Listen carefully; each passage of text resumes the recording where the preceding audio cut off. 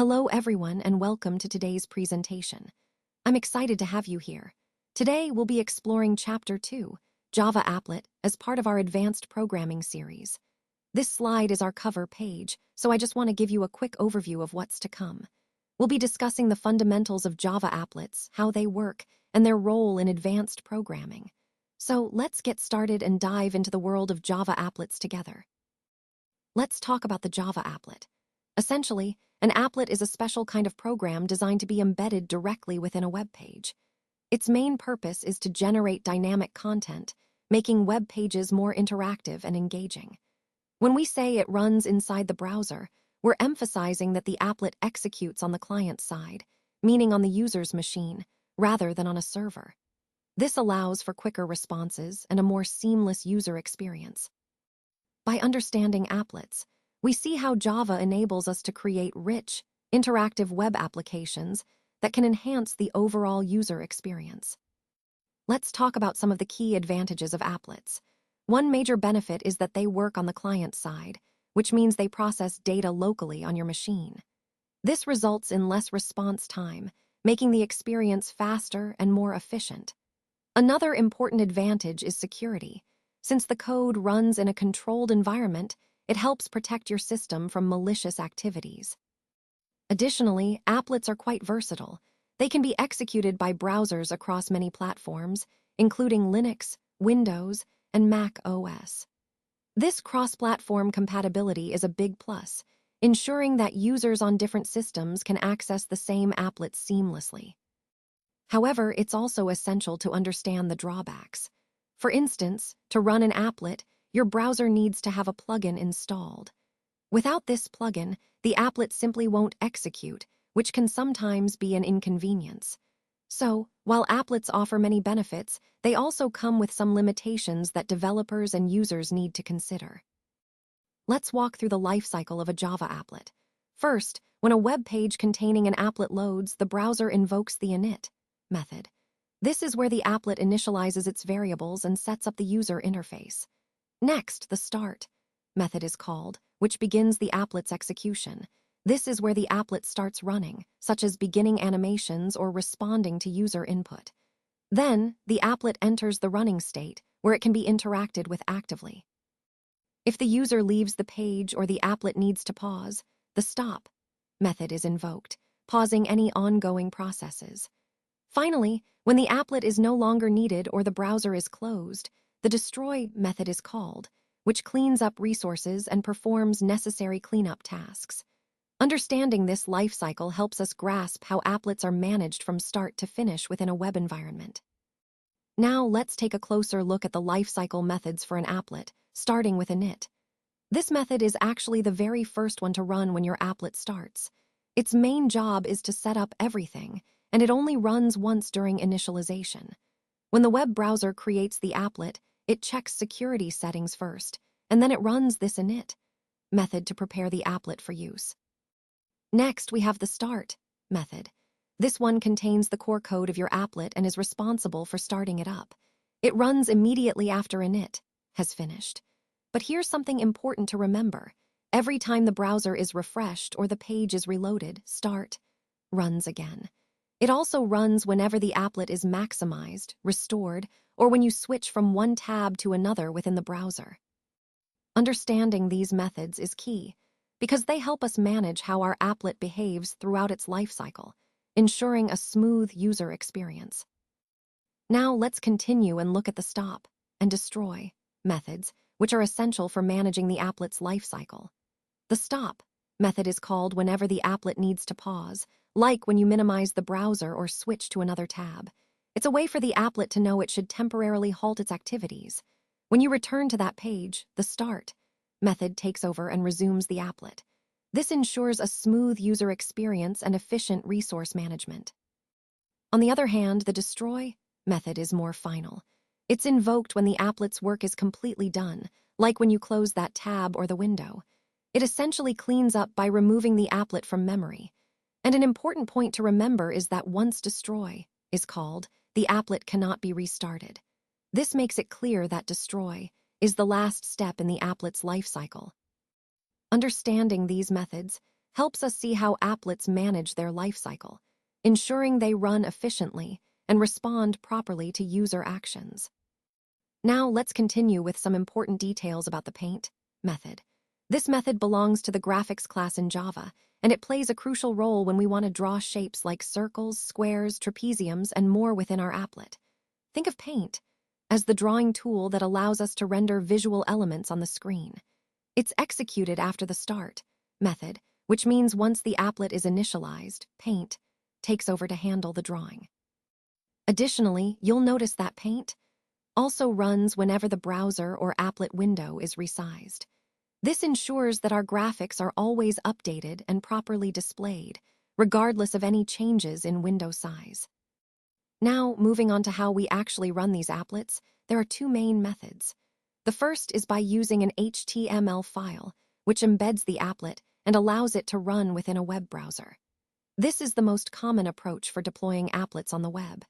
The second method is by using the Applet Viewer tool, which is mainly for testing purposes. It's a handy way to run and debug your applet locally without needing a browser. Both methods serve their purpose, but understanding when and how to use each is key to effectively working with Java applets. Creating an executable applet essentially means generating the class file of the applet, which is the compiled version of your source code. Think of it as turning your human-readable Java code into a format that the computer can run directly. The process is quite similar to compiling any application in Java. To do this, you start by navigating to the directory where your source code is stored. Once you're there, you simply type the command javac hello Java. This tells the Java compiler to compile your code. If there are no errors, the compiler produces a file called hello Java class right in the same directory. But if you do see error messages, that's a sign to review your code carefully, fix those issues, and then compile again. This process highlights how straightforward it is to go from source code to a runnable applet. It's an essential step in developing Java applets because it ensures your code is properly translated into a format that the Java virtual machine can execute. So, mastering this compilation step is crucial as we move forward with creating interactive, executable applets for the web. Let's talk about designing a web page. Essentially, a web page is made up of text and HTML tags that browsers or applet viewers can interpret. These tags tell the browser how to display the content, making it possible to create structured and visually appealing pages. It's important to store your web pages in the same directory as your compiled applet code. This organization helps keep everything connected and easy to manage. Now, regarding the web page template, you'll see a basic structure with HTML tags. The HTML tag wraps the entire page content. Inside it, there are sections like the head and body. The comment section, marked by, can be used to add notes or explanations within your code. The head section, enclosed in head, contains metadata about the page, such as the title or links to style sheets. And finally, the body section, within body, is where you place the visible content that users will see and interact with on your web page. Understanding this structure is fundamental because it provides a clear blueprint for creating well-organized and functional web pages that work seamlessly with your applets. Now, to run our applet, there are a few key files we need to have in our current directory.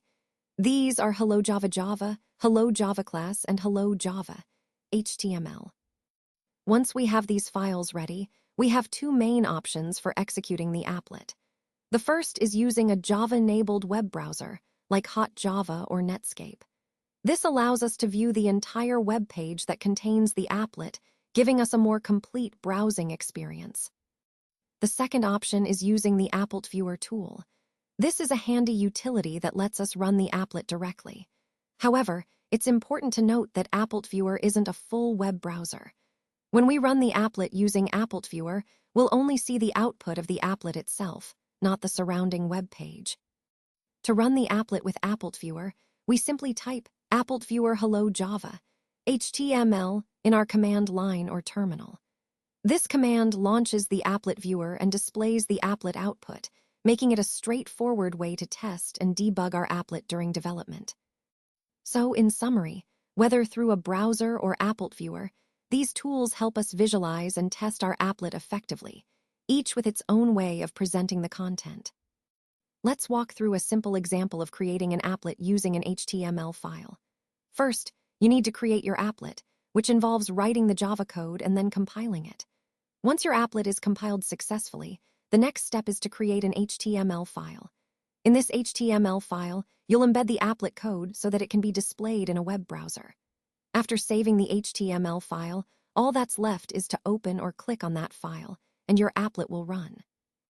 In the example provided, the Java code begins with importing the necessary classes, like Java Applet, Applet for applet functionality in Java, AUT, graphics for drawing.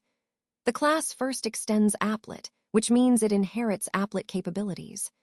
Inside the class, the paint method is overridden to draw the string welcome at the coordinates 150 by 150. The key points here are understanding the process, creating and compiling your Java applet, embedding it into an HTML file, and then executing that file to see your applet in action. This process demonstrates a fundamental way to include interactive or visual Java components within web pages, which is essential for understanding how applets work in web development.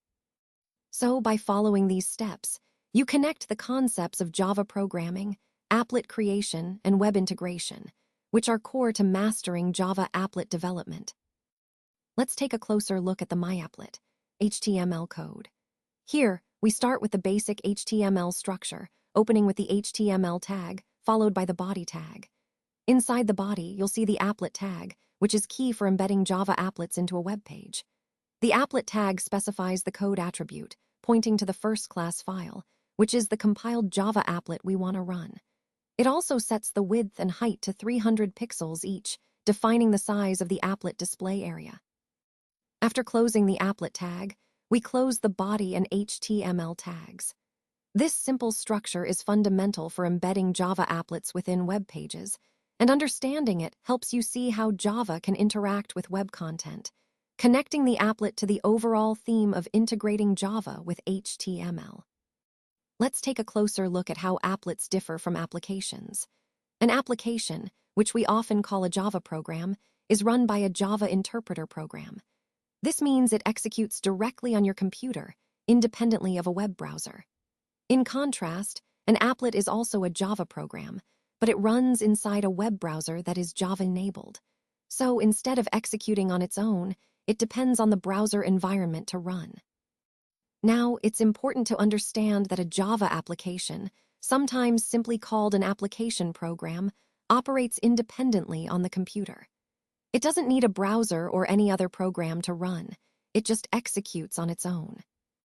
On the other hand, a Java applet works on the client side, meaning it runs within the web browser. It leverages the browser's capabilities and often works together with other application programs to execute properly. This distinction is key because it highlights how applets are designed for web-based interactions, whereas applications are standalone programs. Understanding these differences helps us see how Java's versatility allows it to be used both for full-fledged applications and for embedded web content through applets, fitting into the overall theme of Java's adaptability in different environments. Let's continue by looking at some important differences in how applets operate compared to regular applications. Unlike standalone programs that begin execution with a main method, applets don't use main at all. Instead, when an applet is loaded into a web page, it automatically calls specific methods from the applet class to start and run the code.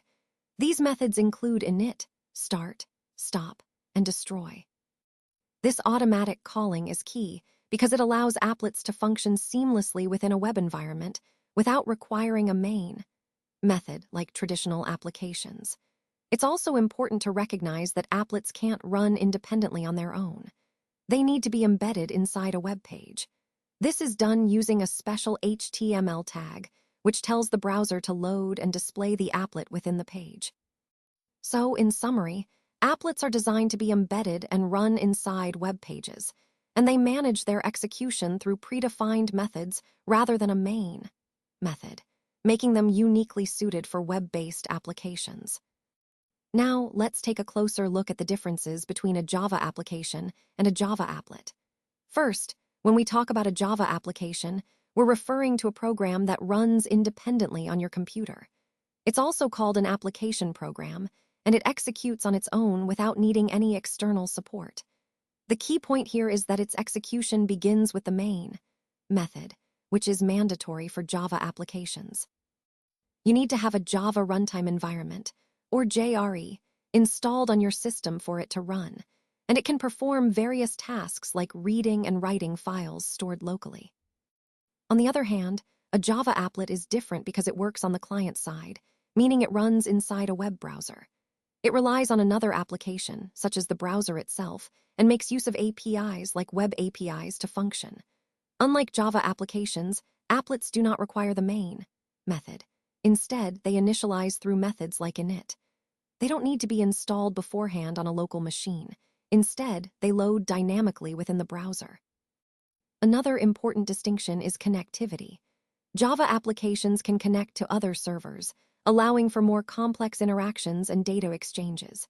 In contrast, Java applets can't establish such server connections directly. They're more limited in that regard.